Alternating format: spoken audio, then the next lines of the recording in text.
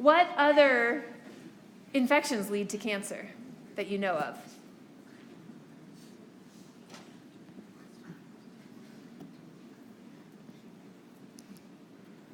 Has anybody here been tested for H. pylori? What does H. pylori cause? It causes ulcers. But they've also now found that people who have chronic H. pylori infections are more likely to develop stomach cancer than those who don't have H. pylori infections. So if you have ulcers and you get tested for H. pylori, your doctor will recommend antibiotics to try to eliminate the H. pylori to prevent the risk of developing stomach cancer. And in that case, it's that inflammation, that chronic inflammation around the ulcers that seems to drive the development of gastric cancer. And there's a lot more infections that are part of it as well. And then, of course, environmental factors, pesticides, fertilizers, asbestos. There's a lot of things that we're exposed to in our environment. Almost every chemical, synthetic chemical that has been tested in large enough quantities can be a carcinogen in animals. Which of these actually are important for humans and what are the doses in humans is largely unknown. For the vast majority of chemicals that we're exposed to in our environment, it's unknown if or at what level they cause cancer. So here's some of the cases where inflammation is linked to cancer. Ulcerative colitis is an inflammation of the colon. It's linked to colon cancer. Barrett esophagus, we've seen that. That's where you have acid reflux. That acid is causing inflammation in the lower part of the esophagus. And that Barrett esophagus is a big risk factor for developing carcinoma of the esophagus. Asbestos. High chronic exposure to asbestos creates inflammation in the lining of the lungs, can lead to mesothelioma. And then gingivitis. So inflammation around the gums, which is caused by a lot of unhealthy microbes, and there are a lot of good microbes that you want around the oral cavity, but if you have more unhealthy microbes than healthy microbes, you can get chronic inflammation of the gums called gingivitis, and that has been linked to oral cancer in a lot of individuals. And then here are some of those infections that can lead to cancer. So we mentioned H. pylori, human papillomavirus, I'll talk about again in just a few minutes, but we've already talked about cervical cancer and HPV. Hepatitis C, there's a big screening campaign among all of your parents and grandparents now. People who experimented in the 1960s are at risk for hepatitis C because it's transmitted by dirty needles. It's also sexually transmitted, so lots of opportunities in the 60s to get this. And it can cause a chronic infection in some people. Some people, they don't clear it, and it's a leading cause of liver cancer. And then somebody already said HIV is also linked to Kaposi sarcoma. And here's a diagram about how HPV can lead to cervical cancer. This was actually the person who discovered this, or the team of researchers who discovered this link, received a Nobel Prize, and this was an image taken from the Nobel Committee describing this research. But basically, HPV, it's a DNA virus. It gets into the cells, and it sets up a chronic infection. So that DNA gets into the nucleus, it incorporates into the nuclear DNA of the host, and it's replicated at a low but constant level.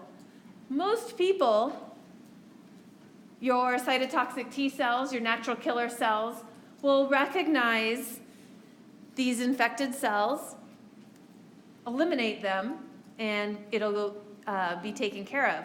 If that doesn't happen, if for some reason you don't find your immune system doesn't take care of it, there's a good chance that this chronic replication and chronic exposure to this virus can lead to cervical cancer.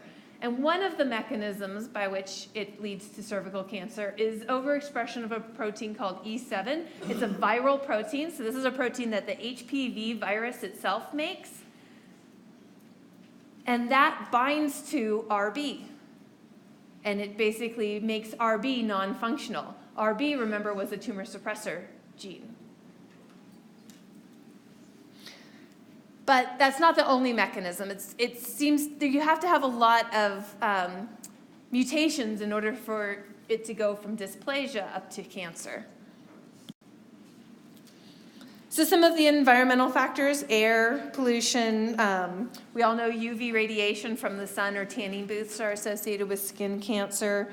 And then there's a lot of questions out there. I mentioned the link between red meat and cancer incidence, colon cancer incidence. So there's questions about diet, what foods, or pesticides on the foods that can lead to cancer. But again, most of this is not really well worked out yet. We're still doing, and we need to do more epidemiologic studies in order to figure out what these links are.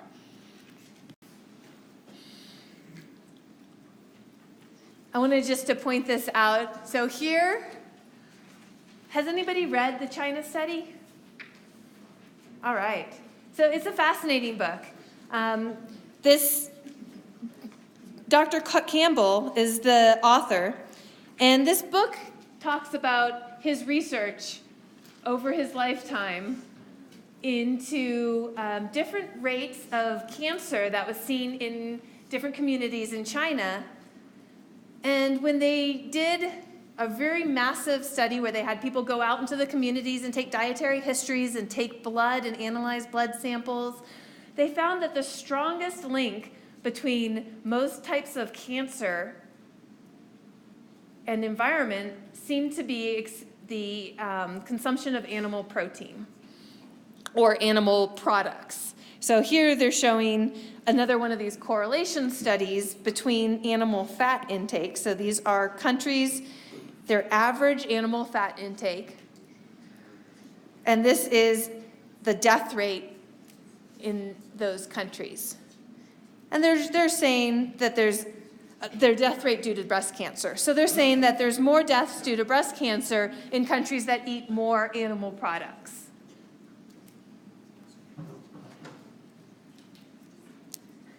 And that's a very powerful finding, and it requires a lot more research. But what limitations do you think there might be to this particular data set? Yeah.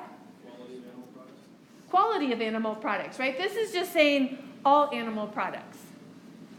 And one of the best studied diets is the Mediterranean diet, where they eat a lot of fish. So is fish considered an animal protein? And did they look at the different types of animal products? Dairy versus eggs versus red meat versus fish. So this is just lumping all of the different animal intakes together. Yes. Anything else? Yeah. Just to kind of point out, this is an older study, so like a lot of the countries like Eastern Europe at the time were communists and therefore like had less resources, so a lot of these results are skewed. Well, so that's a good point. So this study was done in, I think, the 80s, maybe even the 70s. And some of these countries that are listed here, Yugoslavia and Romania, they may have had poor access to food. But all they're looking at here is average animal protein intake. So they had less access to animal protein, and that gave us an interesting data point, but they also ended up having less cancer because of, the argument is it because of that? Richard? If they're more rural, could they just not be diagnosing as many breast cancers? Now that's a good question, right? Who's doing the diagnosis, and is the diagnosis consistent among all of these countries? We know that access to medical care is not consistent. So the rate of screening mammography in the United States is going to be much higher. We're more likely to find breast cancer. But I think that's why they looked at death due to cancer rather than the actual incidence of cancer.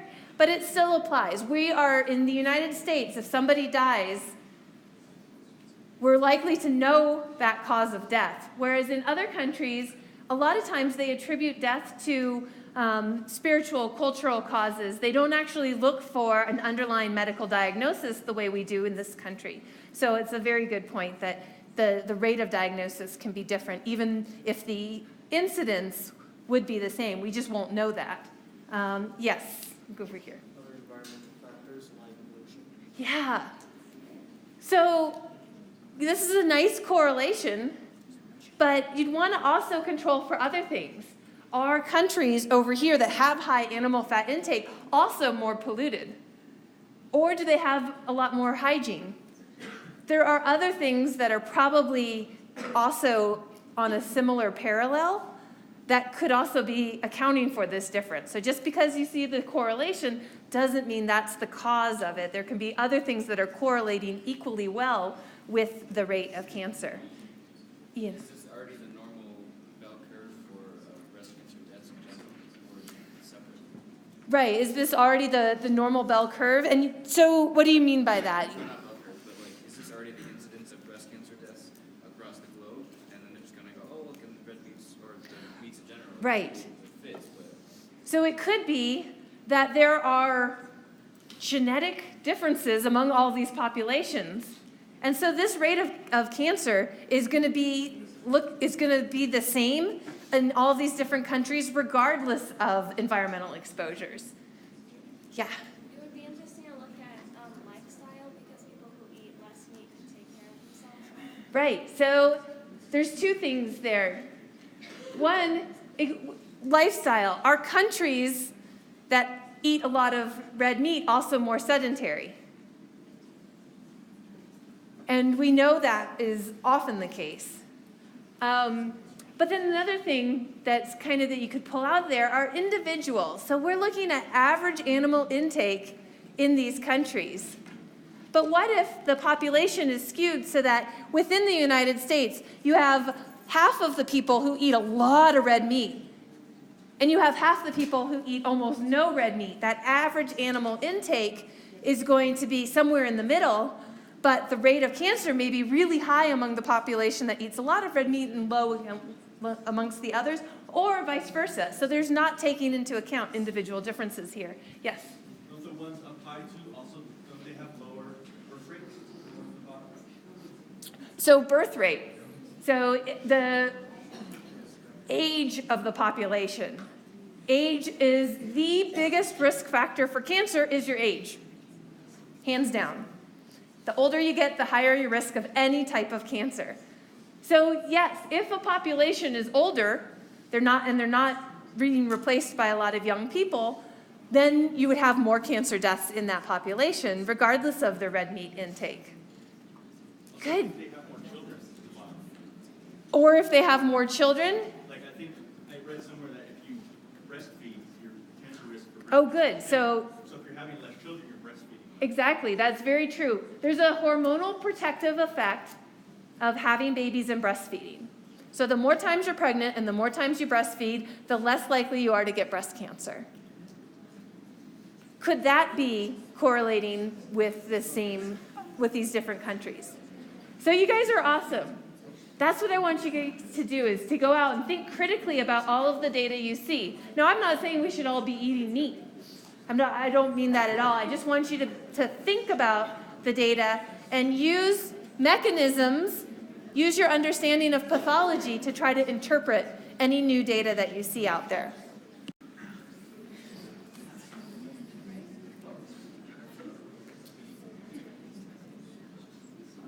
So, online, I put an article that kind of addresses this.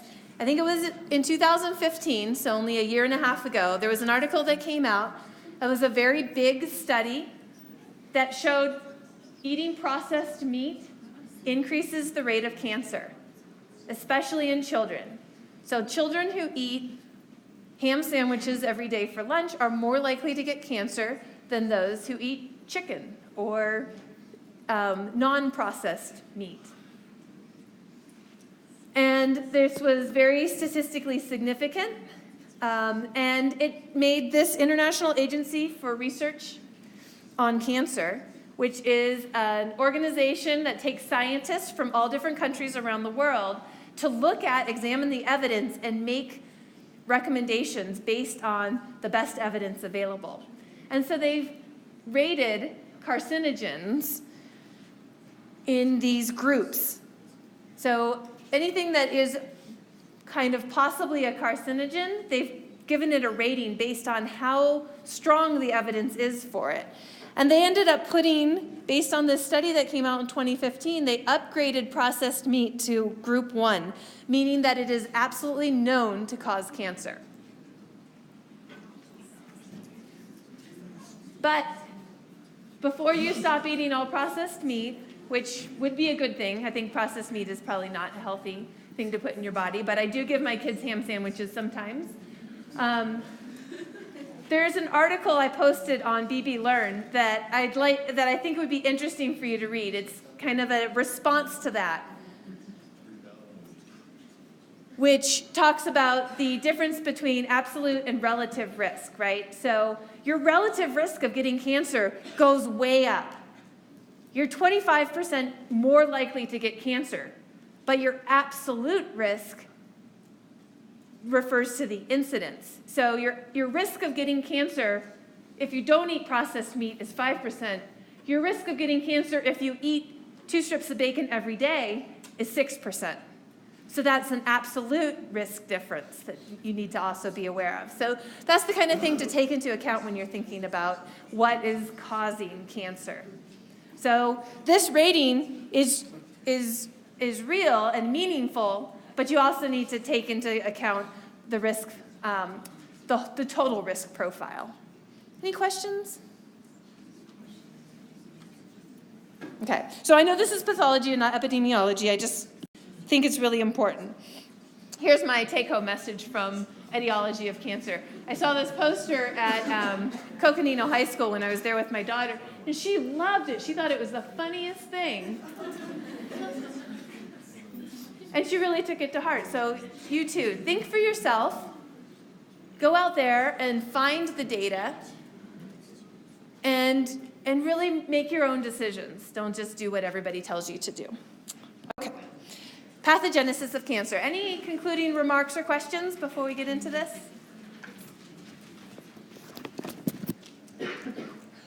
Okay, I remembered. Let's do a 2-minute break.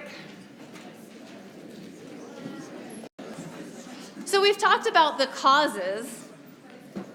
Ultimately, these all lead to mutations. But how does that lead to cancer?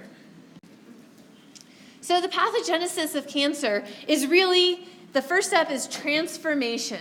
So a cell has to go from a normal dependent cell to a transformed cell. And there's 4 key features of transformation. So in order for a cell to be transformed, it has to become autonomous. That means it no longer requires other external growth signals to keep growing. And it also doesn't listen to anything that tries to tell it to stop growing. So it doesn't listen to inhibitory signals. So that's autonomy. The cells now are autonomous in their growth. The second step is invasiveness.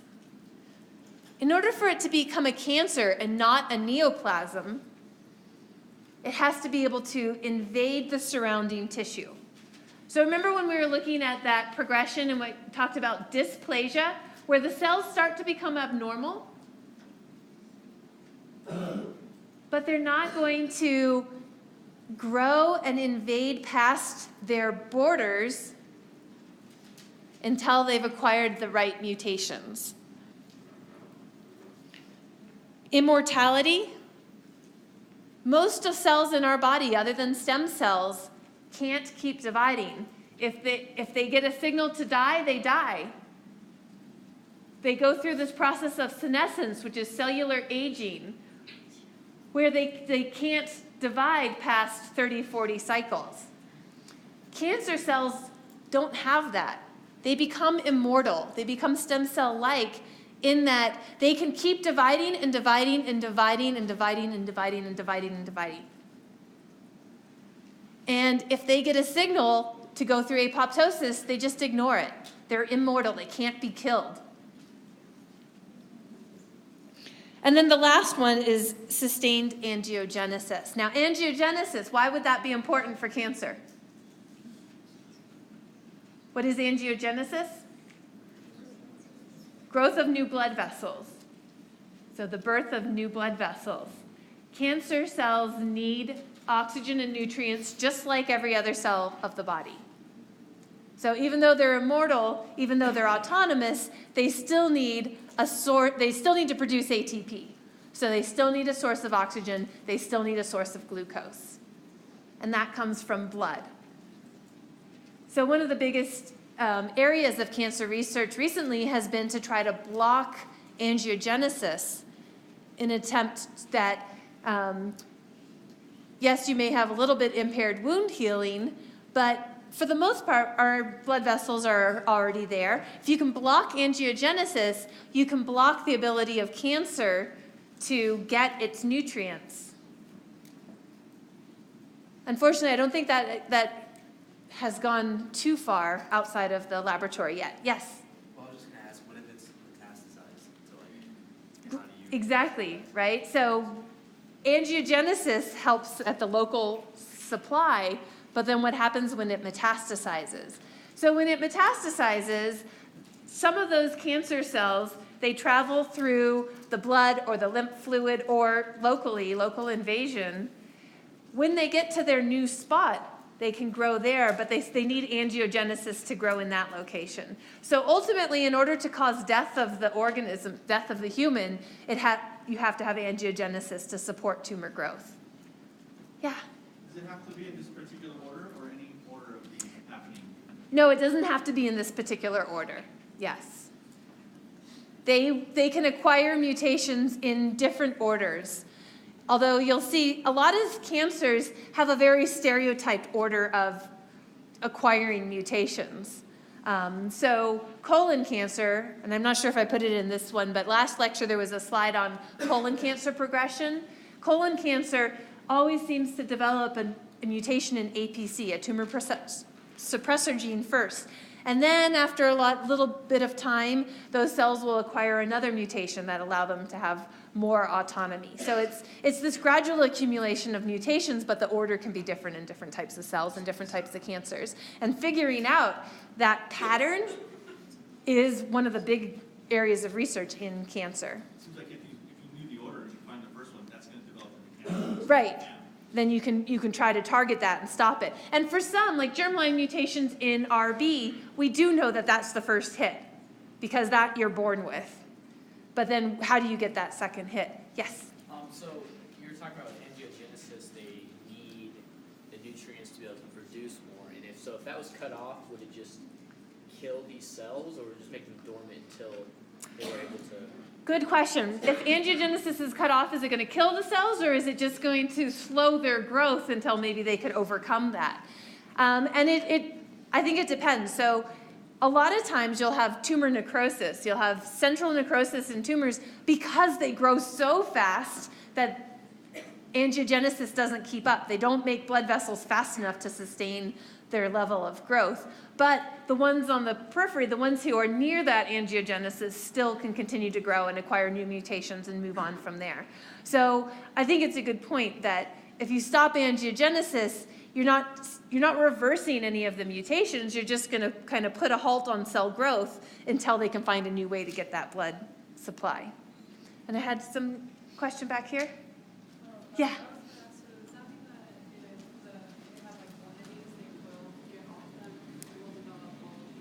No, that's a good question too. If they get one of these features, are they going to develop all of the other features? Not necessarily. So some benign tumors will become autonomous. but they don't become immortal. And if they don't become immortal, they'll eventually stop dividing.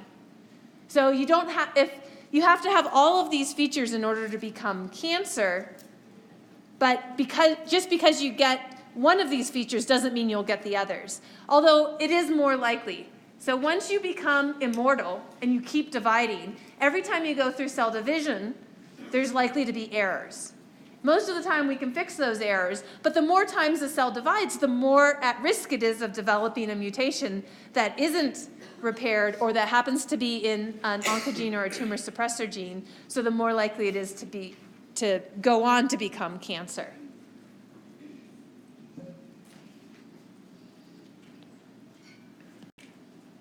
Okay, so here's what I was talking about with the progression of colon cancer. So you have normal epithelium here, and then the first mutation tends to be this tumor suppressor, which the tumor suppressors are a break on the cell cycle, and so now these cells can divide a little bit faster.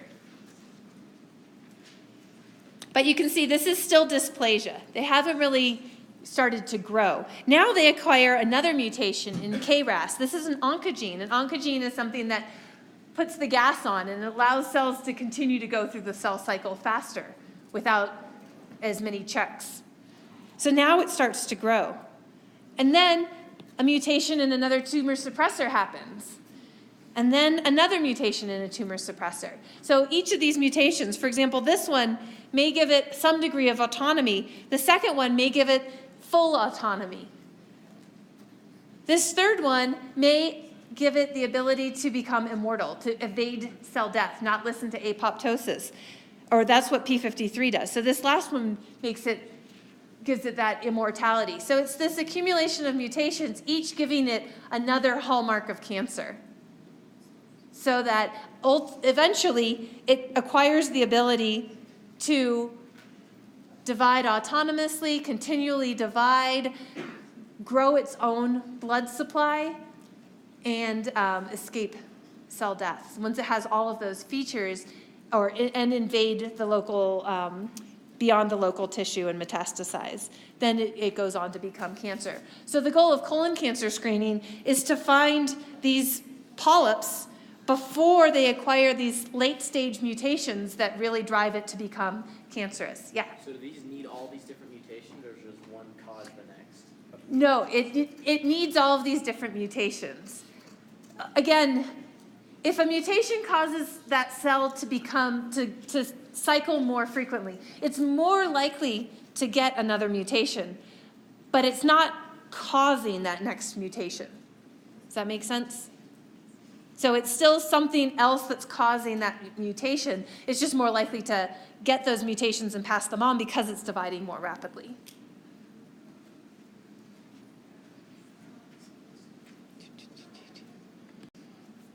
Okay.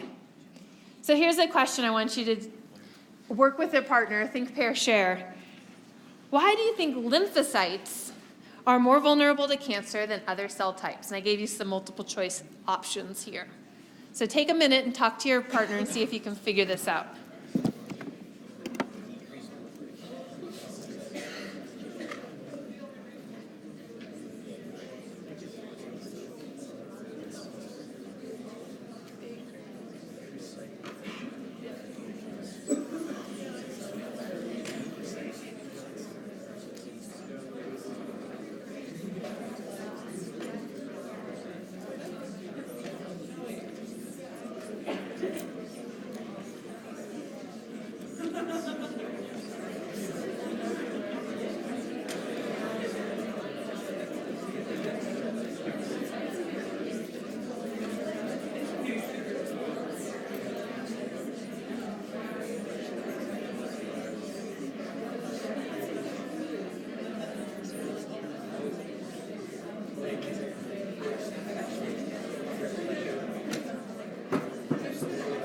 So I was thinking about this because right now I'm in 475 parasitology. So at a certain point when they reach this level of cancer, they kind of begin to act kind of like parasites where they're just mass producing and spreading through the body, right? Did I put that link on there? Yes, exactly. And so there's been a hypothesis put out there that Parasites like tape. well, no, there are some cancers that are actually parasitic where the cancer cell transmits the cancer to another animal. The reservoir goes for it. Yeah. Yeah. So there's a hypothesis that cancer is actually a different species. It's the speciation hypothesis that, if a tumor develops in your body, and because it develops this different karyotype and different genotype, is it a different species? It's not so much It's not like human. interesting. It's not like a disease like infection. It's more of a parasitic idea. Or Right. It's an actual species. Yeah. Oh, that's cool. So, yeah, I like your thinking. Cool. All right. How many people vote for A?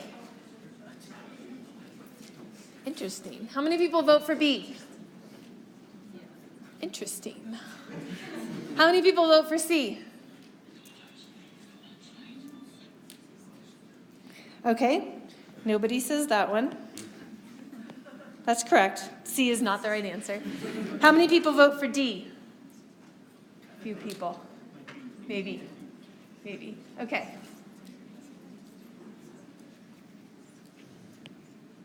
B is the correct answer. So somebody who chose B, explain to me your reasoning. Explain to the class your reasoning. Who chose B?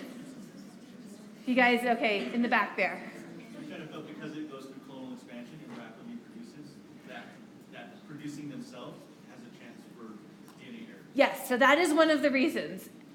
Lymphocytes go through clonal expansion. They go through rapid cell proliferation, the opposite of this, right? They actually have increased cell proliferation. Lymphocytes are one of the labile tissue types. So they have increased proliferative capacity. Oh, no, Siri.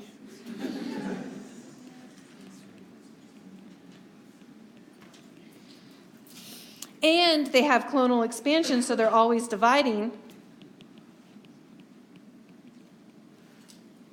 So that constant going through the cell cycle puts them at risk by the mechanism I just talked about of acquiring mutations. Anything else? Yes?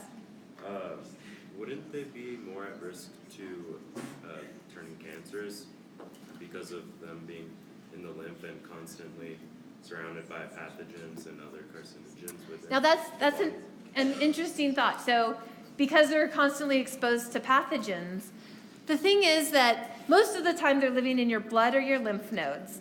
The pathogens themselves are mostly in the barrier tissues, and it's only the antigens that are processed by the dendritic cells and macrophages that go into the lymph nodes. So the pathogen itself, the whole pathogen, the bacteria, doesn't go into the lymph nodes. It can, but it's not as frequent. Usually what's going into the lymph fluid and the lymph nodes are the antigens that have been processed from those pathogens. So your barriers, your mucosal membranes and your skin are the tissues that are most exposed to any kind of carcinogen. Most environmental exposure, skin is exposed to UV radiation. Your mucosa is exposed to whatever you're inhaling, whatever you're ingesting. So all of these environmental products are a biggest risk factor for the barrier, the epithelial cancers, carcinomas. So that's epithelial.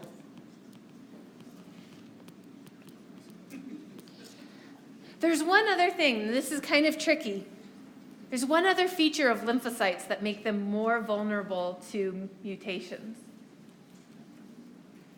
You have to really understand lymphocyte function. Yeah, Ron? Taking a guess, is it because that they have those different regions for different antibody parts that they're constantly kind of mixing and matching? It is. Exactly. It's because they undergo genetic rearrangement, gene rearrangement. So lymphocytes express enzymes called RAG1 and RAG2. These are enzymes that purposefully cut the DNA. And they cut between the V's and the D's and the J's to allow for gene rearrangement. And that process confers a great benefit by allowing us to recognize a whole bunch of different antigens, but it does run the risk that that recombination could go wrong. So you get a lot of translocations. You cut the DNA, and then it gets put onto the wrong spot. And that happens not infrequently in lymphocytes. So lymphocytes, because they express these gene-cutting enzymes, are more likely to experience mutations. Excellent thinking. Good job. Yeah? So what is that cancer called if your lymphocytes now get cancer? How does it? When lymphocytes get cancer, it's lymphoma.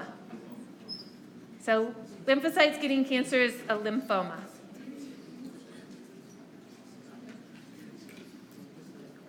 And there's a lot of different types of lymphoma. Luckily, it's actually become one of the more treatable types of cancer. Yeah? I was just going to ask about, like, if there's a difference between, like, the lymphocytes or the lymph nodes and the different parts that they get cancer. Yeah, there's different kinds of lymphomas. So you can get Burkitt's lymphoma, you can get Galt lymphoma or Malt lymphoma, which are lymphomas where the lymphocytes tend to grow in Peyer's patches along the mucosa of the digestive tract. I think Burkitt's lymphoma tend to be up here in these lymph nodes. So there are different types of lymphomas in different areas of the body. And then if it's not in a solid tissue, it's not in a lymph node, we call it leukemia. So leukemia is any white blood cell cancer in the blood that's not set up shop in a particular lymphoid organ.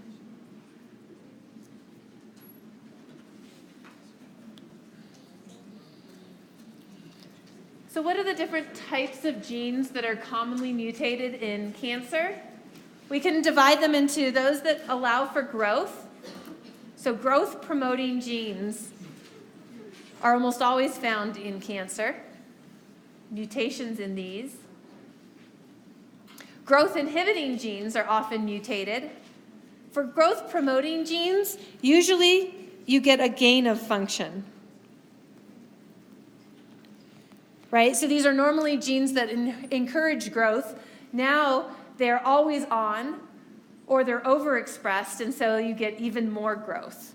Whereas growth-inhibiting genes, usually those genes you have loss of function. So if a gene normally helps to inhibit the cell cycle until the proper checks have gone on, you lose that function, then the cell is just going to keep growing without those checks. Apoptosis. There are some genes that promote apoptosis and some genes that inhibit apoptosis. So this could either be gain or loss. You could either gain the function of genes that block apoptosis. An example of that is BCR, which is constitutively turned on in chronic myeloid leukemia. Or you could lose the ability to stop apoptosis. So in other words, you can either lose it or gain it. These can act as oncogenes or tumor suppressors. And then DNA repair is the same thing. So there are enzymes that help repair DNA and check for DNA breaks. And then there are enzymes that cut DNA and cause DNA breaks, like the ones we were talking about in the lymphocytes. So you can have mutations in any of those that can also lead to cancer. So these are the classes, the broad categories of genes that tend to, when mutated, lead to cancer. And I'll get to in just a minute, but broadly, okay.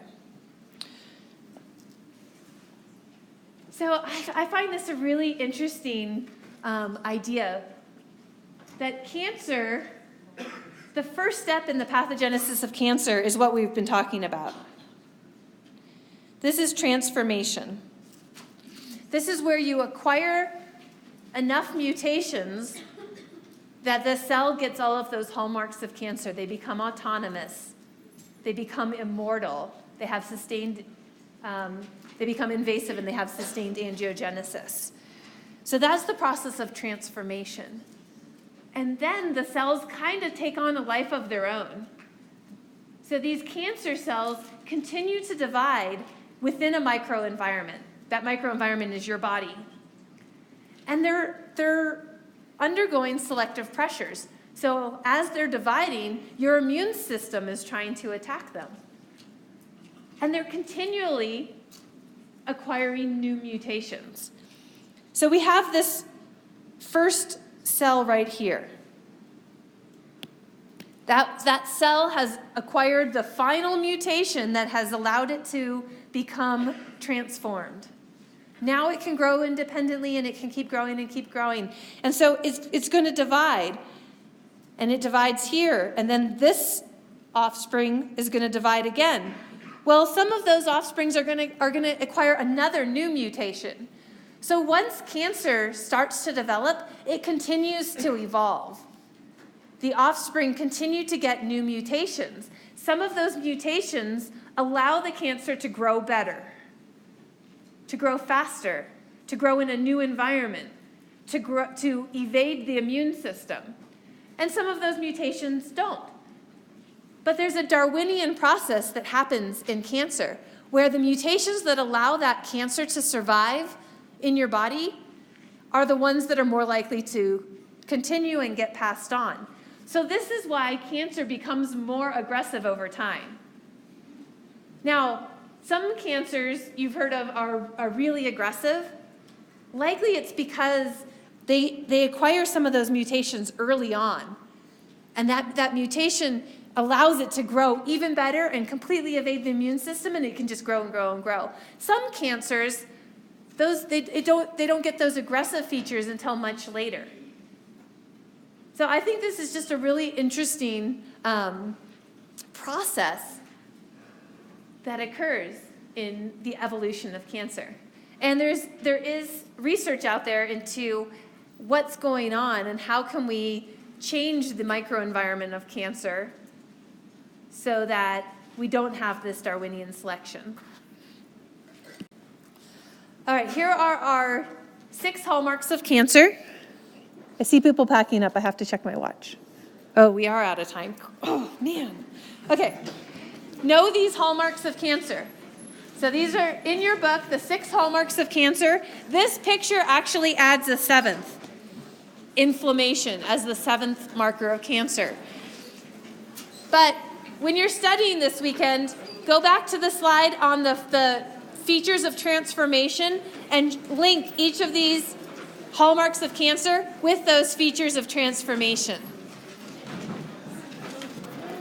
All right, have a great weekend.